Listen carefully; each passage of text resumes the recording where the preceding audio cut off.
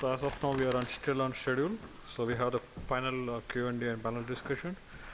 I invite the speakers of the afternoon session, Neeraj Vinayak from ABB, Chris and Chetan from Mitsubishi Electric and FAG Bearings, Andrew from Kaspersky Lab, Sarang Pani from NTPC, Chandrasekhar Bharti from S Micromatic. I'm not calling my colleagues in case there are queries. I'd like to thank the speakers again for making an excellent presentation and being available for the Q&A. We can start the session. So anyone who wants to start the questions? Of course. Okay. So we're not in a hurry for finishing questions now. Okay. Colleagues, if you don't mind, I would like to start the Q&A session from my question. Maybe a few words from all of you. How you find what is India market? In which shape it right now? What is the general distinction from your point of view comparing with the worldwide and global markets? Few words about it, please. Whom are you expecting to answer? Huh? No, you are addressing to someone here in the stage? Everybody, just few words, very briefly. Which segment? Indian market from which perspective? From the connectivity perspective? Including this point as well. Hmm? Including? Including this point as well. Yeah. In fact, Indian market, as you know, that Indian market is on the growth story. So as far as in the morning it was mentioned in the Andy Chanta presentation, that the new plants is coming in China, and Ganapati Ram Sahab has added that it's in India also. So growth story is definitely so many opportunities coming here, and the industries are picking up very largely. And if you can see the growth rate also, growth rate, power, everything, every industry is going on. And so all these concepts which were discussed in the morning, which will be very much applicable, because all these concepts are connected ultimately with better efficiency, better cost management. So all of these concepts which were discussed together will be applicable, very much for India, in fact. 2 points I would like to add here. One, I would like to say, when you ask about the Indian market and whatever we discuss in the day, from that context, one thing that definitely stands out for India and will always is that we as an industry, I think, adapt to new technology very fast. And that's something which is noteworthy, which I would say which stands out for us as a country. And if there's one thing which is different in India as compared to many other parts, as you asked the question, I think we look for much more value and we are much more cost conscious as compared to many other markets. This is two different things. Would you like to add something from the machinery side? The Indian perspective? Sure. What I can say is that the needs of the Indian market or the Indian consumer is really no different than the needs anywhere else. However, the approach is to do it step by step, as compared to maybe have a larger roadmap and then execute on that, as might be seen in some of the, especially the European markets. While we talk about automation, let me talk about from that perspective. There is a perspective that it should be cost-effective automation or low-cost automation compared to automation for just automation's sake. The thumb rule that a lot of companies are talking about now is, if a certain amount of money is put in and it can provide an ROI within 1 or 2 years, that's considered to be something that should be done. So a lot of what you'll see now in the Indian market is being driven towards that.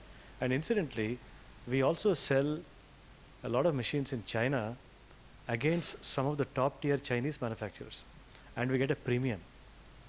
And the way we are doing that is, one is of course quality, and second, by really adopting some of these automation type concepts into their markets, where it is different than the large-scale automation that typically is thought of.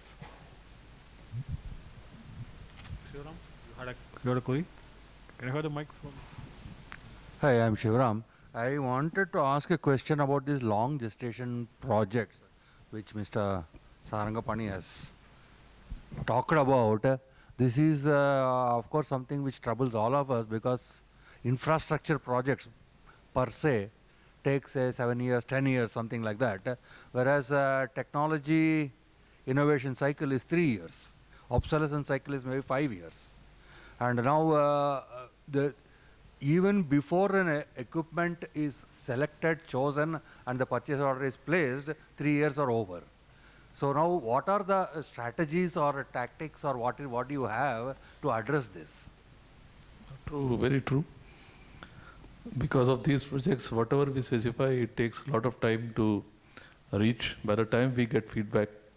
So, what the best we do is for the portions which undergo very fast change, and mostly it is in the HMI and the IT side of the automation projects. In fact, control system changes are, even if they happen, they are supported for a relatively long period of time compared to the relatively with the HMI. So what we specify is at the time of dispatch, the latest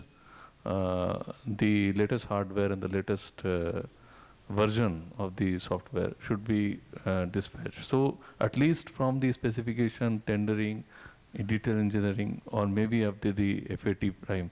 So it is basically at least that time is we are gained on that. It is only the last dispatch, and just before the dispatch, even when the version is changed at the time of ordering, we specify the latest available in the market should be supplied. So that takes care of your HMI obsolescence to some extent, I should say. But definitely, you say once you dispatch the system to site, immediately the system gets obsolete. In fact, it has happened also. So this is a problem, and the only way to extend, as I told, to extend the life basically is to adopt certain technologies like virtualization. EDF, I should mention one thing, at least we are much better in India. We are only thinking of virtualizing XP.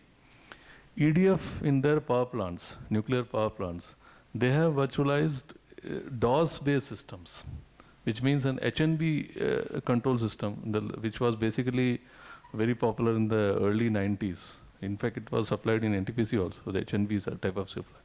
It has got the DOS-based system. Still, they had virtualized the system and extended the life. So I think from that point of view, still we are only virtualizing the one, maybe the one previous level of the operating system. Sir, so no, I mean, I would like to little bit, expand the topic. Actually, you are talking about products, yes, whether it is XP or whether it is something. But the way we are seeing it today, concepts of how to operate a plant themselves are changing every 3-4 years. What is important when you design a plant is changing. For example, today we talk so much about cyber security. Even in last year's ARC, we did not talk so much about it. No, whereas today it is life and death. No, today right? Like, it is not a question of XP or NT or any such thing. It is actually how do you go about it?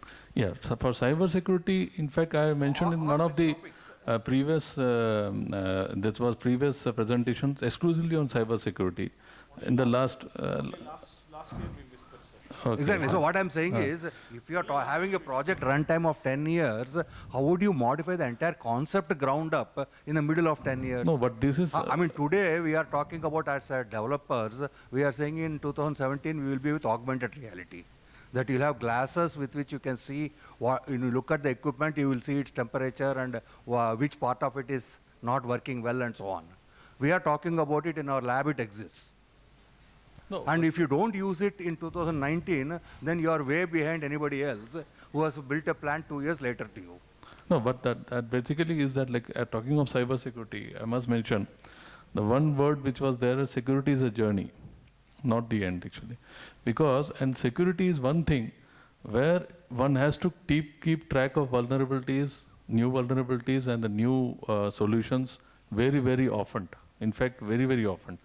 The other day we went to a FAT, we saw that NTP protocol, the protocol on which the timings are adjusted, that also in the fact we discovered whatever the NTP version is being supplied is not the version which is mandated by the US cert as well as the Indian cert. Yes, so this is not, I mean, we discovered at the FAT stage that this version is already outdated and you have to go for a new version, and we tie up accordingly.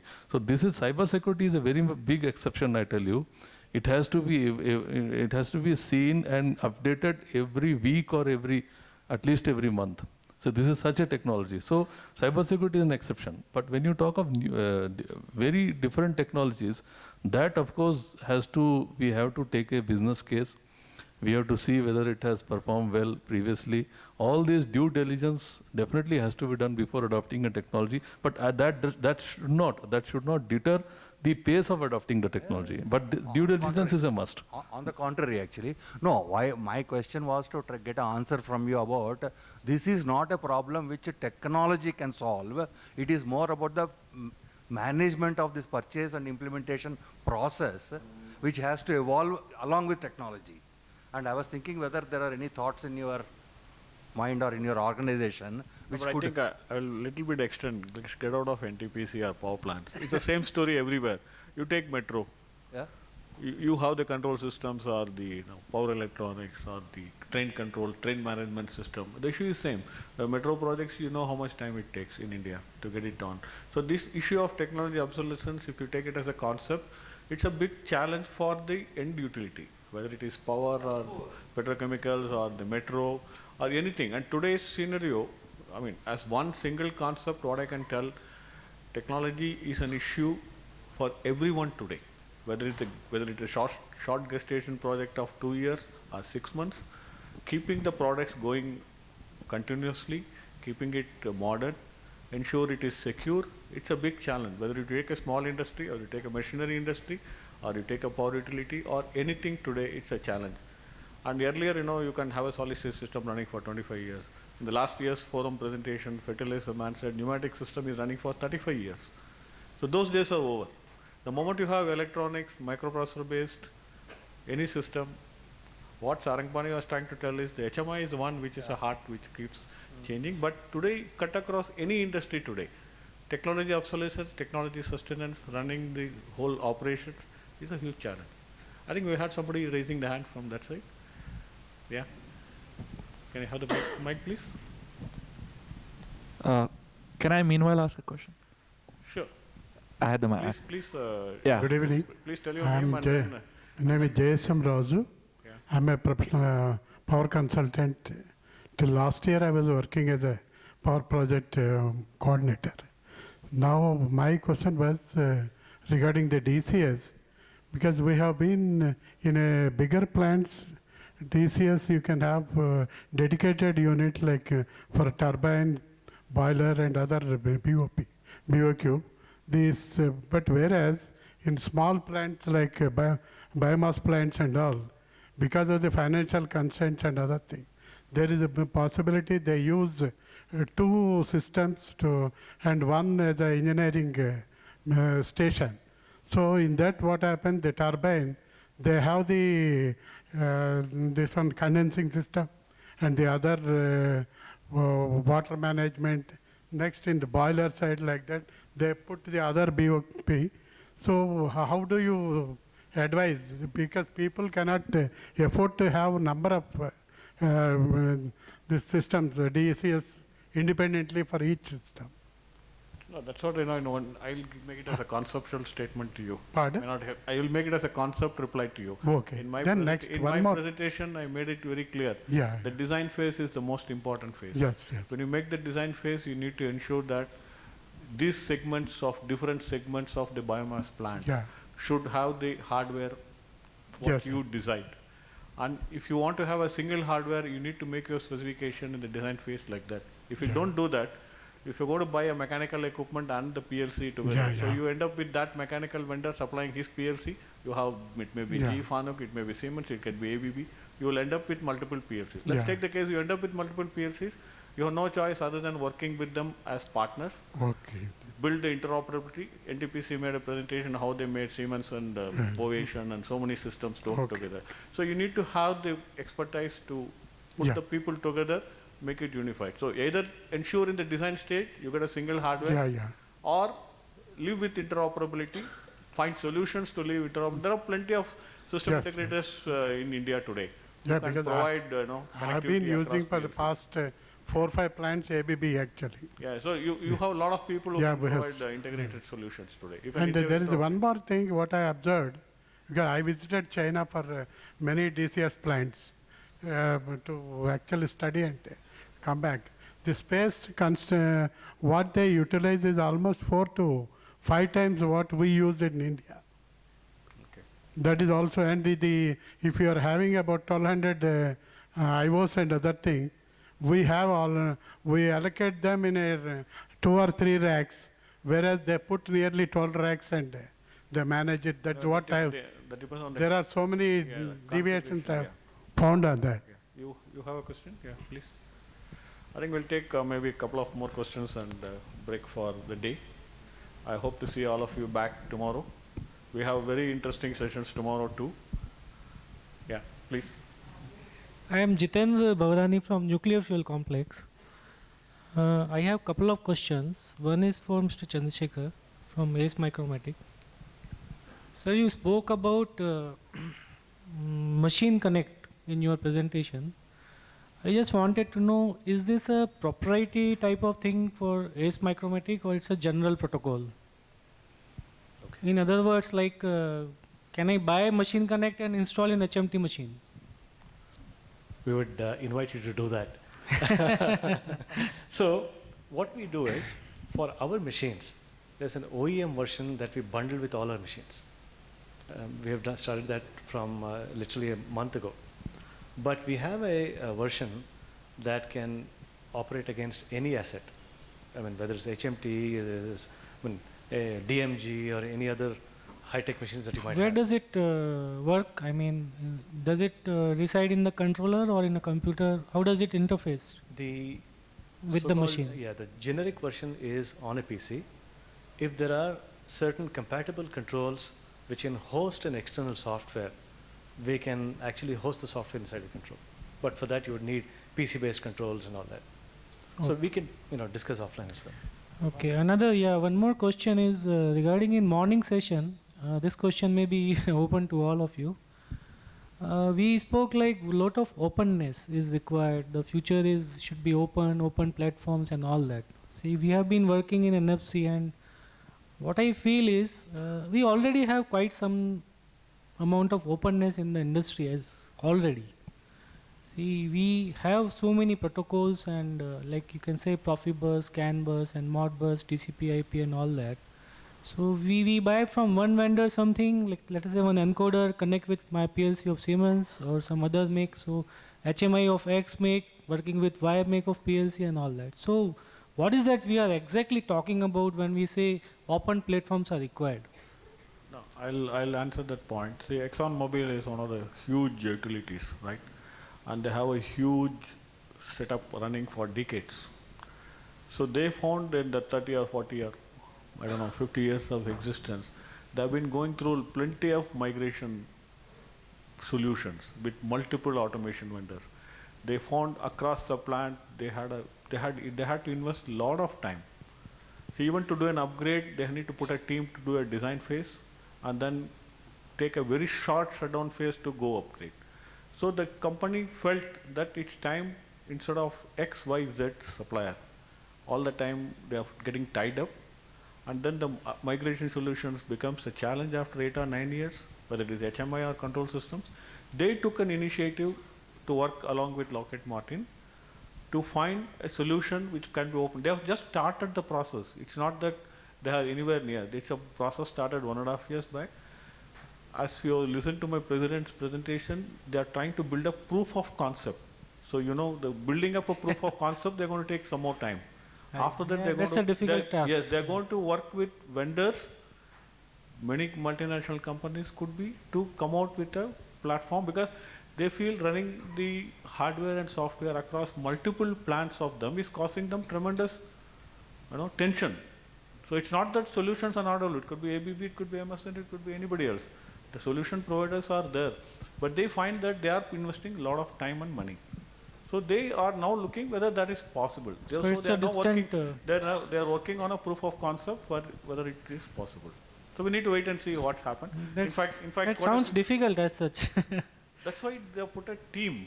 They put a team to work on that. I don't see. If you see now, many things look difficult. Many things are changed today. Did you ever think that Uber will change? Mr. Mehta made a statement. We may never own a car.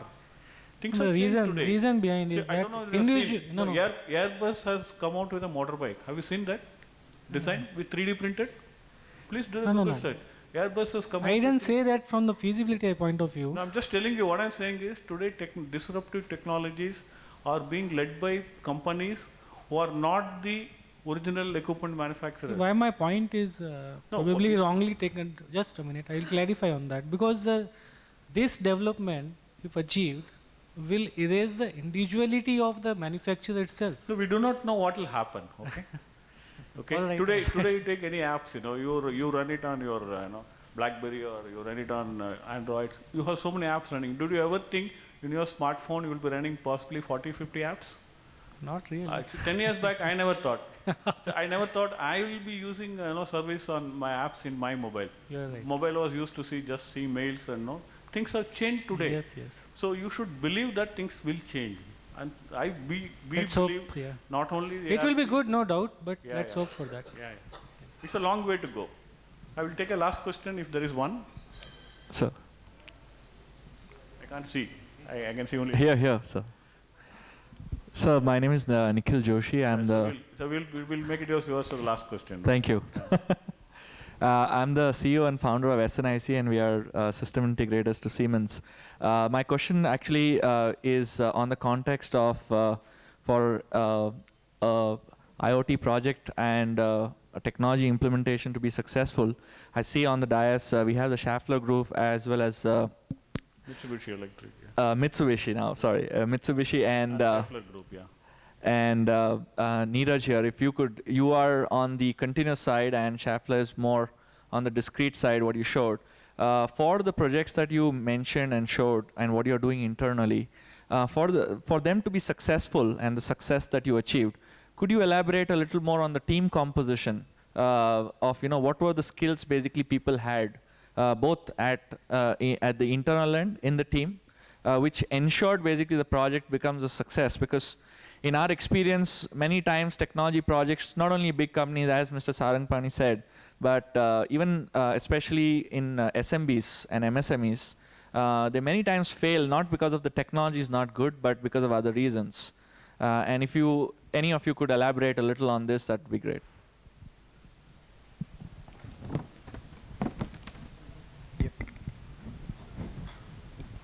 I think actually what you're talking about is a bag full of very difficult things to solve. Typically, projects like this, which involve multiple companies, people get scared that, well, who's going to take responsibility? Who's actually going to stand behind this project and make sure it gets delivered? And I think that when we talk of collaboration, we need to talk of commitment from each of the partners. Maybe this is a politically incorrect thing to say, but you can't be half pregnant. You're either pregnant or you're not. So you're a partner or you're not. We need people to make commitment. So in the case of the applications that we talked about, the water application, the system integrator was actually a very small company. Maybe, I don't know, 10 people working for it. And then you had Schaeffler, you had Mitsubishi Electric, you had a company called E1 providing the connection to the cloud. And together, we made the solution. But yes, we had committed people, and that's why we managed to deliver on time, and we managed to deliver something that the end customer was actually happy with. So I think it's down to the quality of the partners than the quality of the commitment. That's the most essential thing. Technology, I think it was mentioned earlier for another reason, but technology will evolve and will solve problems by itself. And it just needs a little nudge every now and again to go in the right direction. So I think basically, yeah, commitment, commitment, commitment. Do you want to say something? Last, okay. Yeah, You're I'm right. Kandevelu, paper mill plant suppliers from Coimbatore. I got a question to Mitsubishi and to Chet in particular. In your presentation, I saw a dryer sensor. Is it any of the Indian mill is using it? Any Indian mill? I know 650 mills. You are talking about sensors. Yeah, dryer Uh, sensors. Yes, these sensors in India, it's a number of heavy industries like gearbox OEMs they are using. We have supplied such system to automotive industries also. 1 minute. But in case of paper plant, Yeah. no, it's still not. Your presentation show. I'm talking about India. In India, Yeah. in India, it is not from India. It is from Japan. Okay. Thank you. Okay. I think before we wind up, now I request all the delegates to visit the sponsors' booths, and then we also have some catalogs by the media sponsors. So please have a look at it, and then there is someone speaking. Oh my God. Okay, let me finish. Then I'll give you the mic. Okay. So just hold. Okay.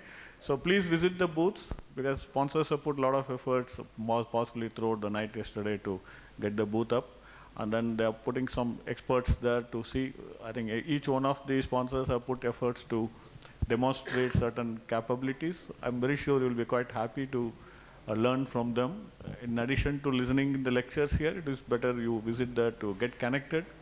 And then some of the solutions, what many of you are looking for, maybe some of the solutions, some of the answers you'll get by interacting with the booth. So the last question, please. Thank you very much. Yeah. My name is Sonal Shah, and I have a question for the gentleman from NTPC. It's a very technical question. Yes. You basically talked about mobile apps as part forward.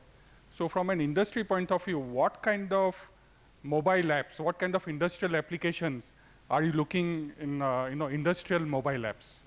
No, Some examples. mobile connectivity to some extent we have already implemented. Like you see in a power plant, we have a specialist group in our headquarters at corporate center. But at site, they are in the regular, the priority of maintaining the availability of the unit.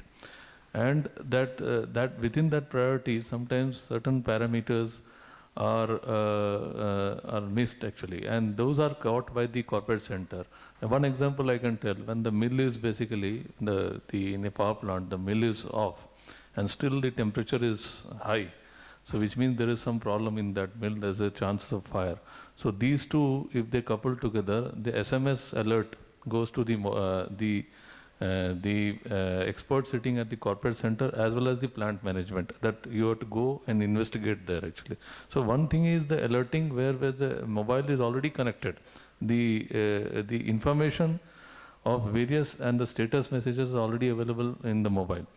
Mobile apps, when I say, that is the future. Basically, that you, as somebody was telling in the presentation, that you are an operation itself.